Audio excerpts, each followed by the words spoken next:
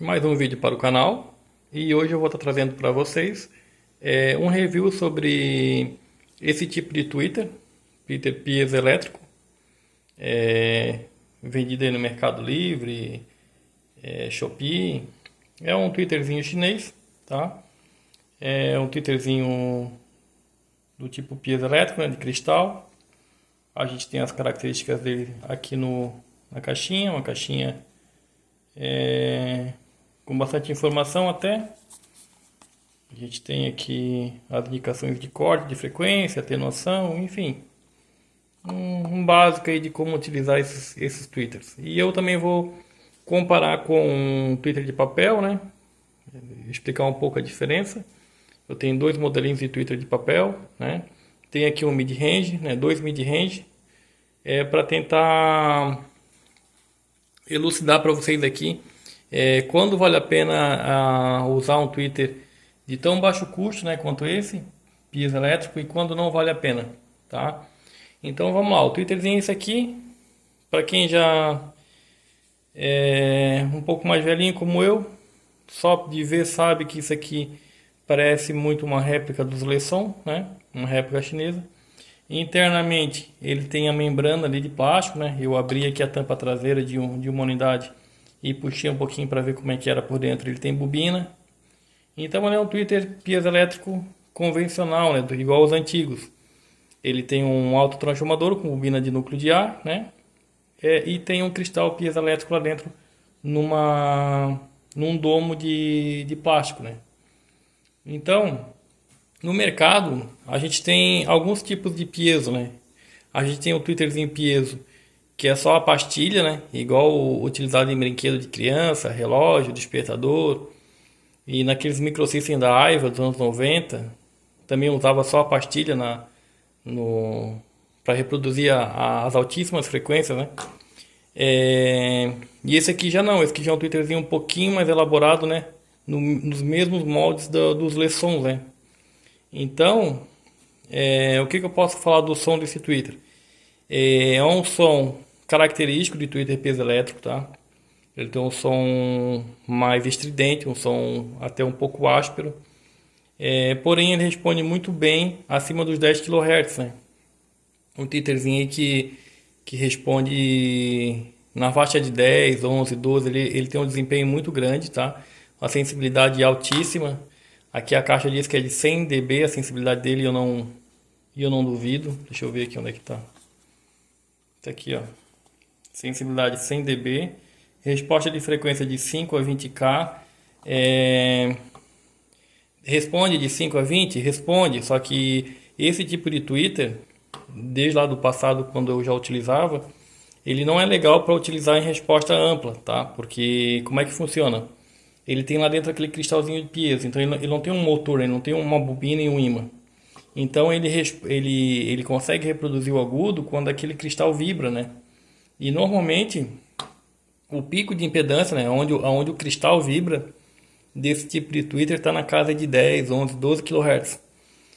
Então ele vai ter um alto desempenho nessas frequências, e as frequências abaixo e acima vai ser nada mais do que uma composição de harmônico, né, dessa fundamental de 10, 11, 12.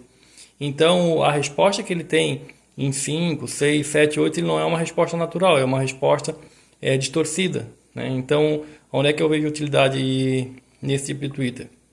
Num arranjo onde falta aquele brilho, né? Só aquele brilho final, aquele agudinho mais fininho, né? É o que o pessoal chama de som mais cristalino, né? Então, tipo, por exemplo, para cortar em 9K, 10K e deixar reproduzir ele dali em diante, fica legal, tá? Outra coisa, é importante atenuar, né? Eu fiz alguns testes aqui com esse mid-range. Esse mid-range aqui é um mid-range de 4 polegadas.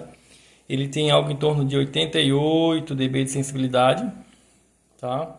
E ele responde bem alto, ele responde até uns 7 kHz, ele responde bem. Então eu cortei esse Twitter aqui, eu não consigo precisar a frequência, mas eu usei um capacitor de aproximadamente 1 microfarad, tá? Usei um pouco menor, deu 0,09, que eu fiz uma composição, deu 0,9 micro. com um resistor em série de 15 ohms. Com Twitter. Então, um resistor em série de 15 ohms com aproximadamente 1 micro, ficou um som gostoso com esse mid-range. E daí, para você adequar no seu projeto, você vai ter que fazer vários testes, né, de resistor de atenuação e de corte de frequência. Existe pessoas que colocam um resistor em paralelo aqui de 10 ohms. Olha, sinceramente, eu fiz esse teste e não senti diferença, tá, com o resistor em paralelo. Porque qual que é o objetivo de botar o resistor em paralelo? É de estabilizar a impedância desse tweeter. Porque, como eu falei, ele, quando chega próximo da frequência de ressonância do cristal, essa impedância aqui vai lá para cima, tá? Vai lá, fica bem alta, na cada de 100 ohms. Então ele acaba difícil de domar, né? Porque é um tweeter assim que ele grita muito numa faixa curta de frequência, né?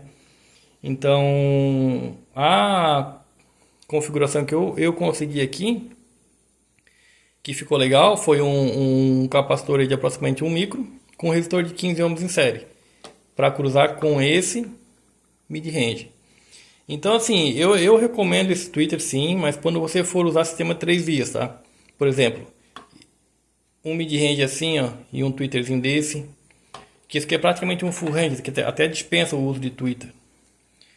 Um desse aqui com um desse aqui, no máximo, por exemplo, um alto-falantezinho de 6 polegadas, e esse cara aqui cortando ele bem alto, cortando aí 8, 7 kHz no mínimo, né? E em relação ao som com tweeters de papel, aqui são dois universos distintos, tá? Isso aqui, ele cumpre uma função que esse não cumpre, porque um tweeter desse, ele consegue reproduzir ele facilmente de 4K, 3K para cima. Esse aqui já não. Esse aqui, se você botar para tocar em abaixo de 5 kHz, o som fica extremamente feio, fica distorcido. Um som assim que chega até a doer a cabeça, porque não é um som natural. Então esse aqui é um tweeter de faixa extremamente reduzida, né, para reproduzir só o pelinho ali do agudo, né? Tipo, só o 10 kHz, 11 kHz, tipo uma faixa ali de bem menos de uma oitava, né? Então, tanto esse tweeter aqui de papel, quanto esse aqui, né? São propostas diferentes. Tá montando uma caixa 2 vias? Não tem dúvida. É tweeter de papel, tá? Nem domo fica legal. O domo contra o piezo. Também um universo completamente diferente. Isso aqui, ele está mais próximo de um tweeter profissional, né? Seriam coisas assim para um sistema semi-profissional, porque ele tem uma alta sensibilidade. Ele não é um tweeter que possa ser considerado de fidelidade, porque ele não é. Ele tem uma resposta de frequência completamente irregular. Mas isso não quer dizer que ele não possa fazer um som bonito. Ele toca bonito, né? Tanto é que o pessoal nos anos 80 e 90 gostava muito desse tipo de tweeter. Inclusive eu usei muito isso aqui, né? Só que na época a gente não tinha informação e acabava usando errado, né? Então hoje, já com um pouquinho mais de experiência de informação, eu fiz alguns testes aqui. Eu vou colocar isso aqui numa caixa 3 vias, onde vou ter um woofer de 12 polegadas, esse mid-range aqui de 4 e esse tweeter aqui fazendo o finalzinho dos agudos, porque esse mid-range ele toca agudo, tá? Ele toca até 7K, ele toca. E eu já testei essa configuração aqui na caixa, essa configuração aqui na caixa e essa configuração aqui na caixa.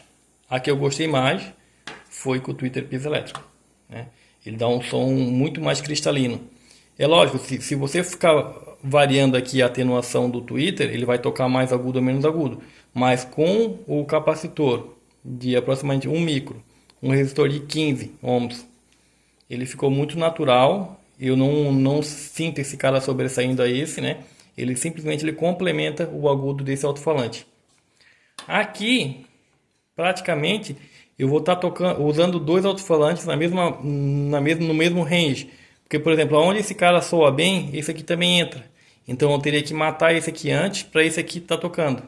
Aí eu não vejo muito sentido. Eu prefiro deixar esse cara tocar até o limite dele, né? Fazer um corte lá em cima.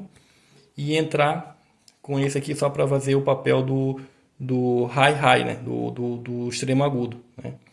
Esse aqui já é um tweeter que eu descartei, porque é um tweeter que na verdade eu acho que nem tweeter eu acho que ele é um mid-range Deve ser um alto-falante de caixa 3 via de microsystem, porque ele não responde muito bem acima de 8, 9 kHz.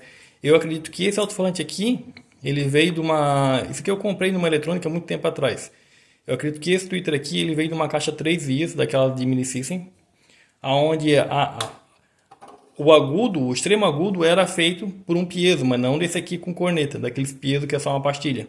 Tipo caixa de som da Aiva, da Toshiba, enfim, aqueles aparelhos mini systems que eram um woofer de 6 polegadas, um tweeterzinho desse aqui como mid-range e lá naquele buraquinho que tinha o agudo mesmo, às vezes tinha até um fake na frente e uma pastilha piezo no fundo, né, para reproduzir o agudo bem cristalino, aquele agudo bem alto.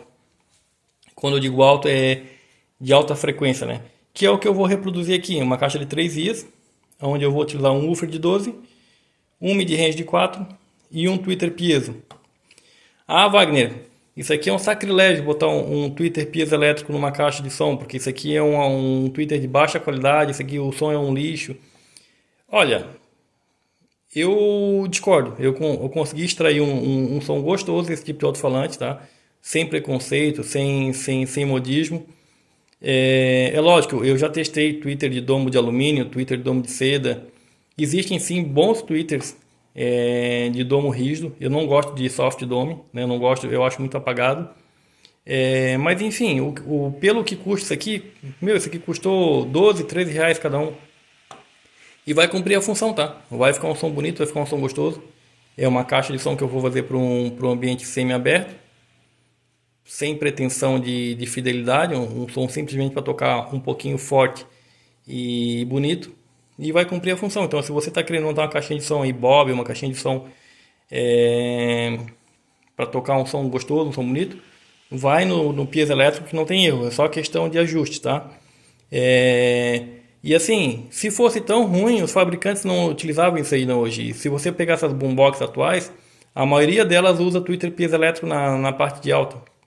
Caixa da Bomba, Gradiente, Unvox, Polyvox, enfim, todas essas marcas aí que tem essas torres, essas caixas de boombox, elas têm lá um mid-range e um tweeterzinho piezo. Ou às vezes só o woofer e um tweeterzinho piezo, que é o pior cenário, mas funciona. Então assim, para a caixa 3 vias, eu recomendo, pode ir sem medo.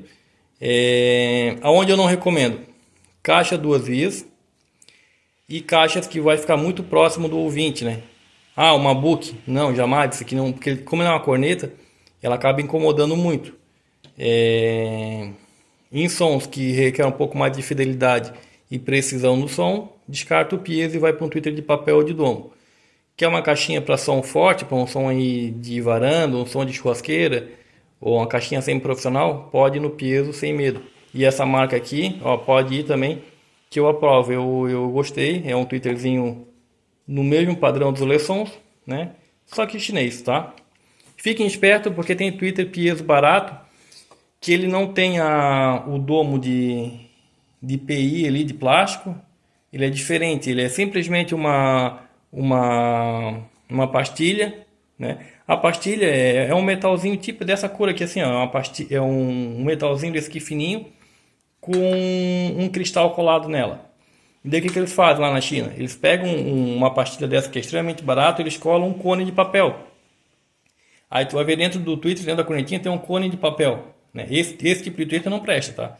Esse eu já tive alguns ali, eu joguei no lixo, porque além do som ser feio em relação a esse aqui, um som muito abafado, ele é de baixíssima sensibilidade. Então toda a vantagem que a gente tem no piezo, que é a reproduzir alto e forte, né? Reproduz com uma frequência alta e com um alto SPL, a gente não vai ter naquele tipo de tweeter.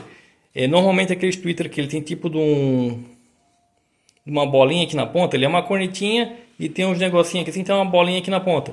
Aqueles lá dentro eles não tem transformador, tá? Não é igual esse aqui. Então aqueles lá eu não compro mais. Esse aqui eu comprei para testar, né? Para uma experiência e olha, valeu a pena, tá? Eu vou guardar. Se não ficar bom na caixa, mas eu acho que vai ficar porque eu já testei, eu vou deixar guardado porque é um tweeterzinho que valeu o custo-benefício. Beleza, pessoal? O vídeo de hoje era isso aí e até o próximo.